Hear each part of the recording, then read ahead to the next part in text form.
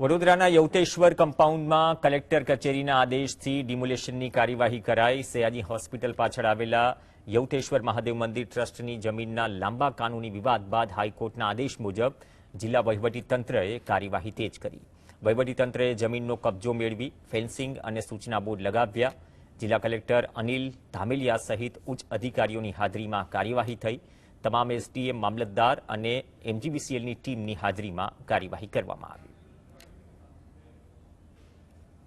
વડોદરા જિલ્લા કલેક્ટરની સૂચના બાદ જે રીતે દબાણો છે યવતેશ્વર જે મંદિર ટ્રસ્ટની માલિકીની જે જમીન હતી એના પરથી દબાણો હટાવવાની કાર્યવાહી હાથ ધરાઈ રહી છે। આપ જે પ્રકારનો દ્રશ્ય છે કંઈ આગળ એક જમાનામાં રાત્રિ બજાર ચાલતું હતું, ત્યારબાદ તાજેતરમાં જે ટર્ફ વિકેટ પણ નાખવામાં આવી હતી। આ જે પ્રકારનું આ તમામ ડિમોલેશન છે, તમામ ડિમોલેશનો તંત્ર દ્વારા તોડવામાં આવી રહ્યા છે અને કરોડો રૂપિયાની જે જમીન પર ગેરકાયદેસર દબાણો હતા એને દૂર કરવાની કાર્યવાહી હાથ ધરાઈ રહી છે।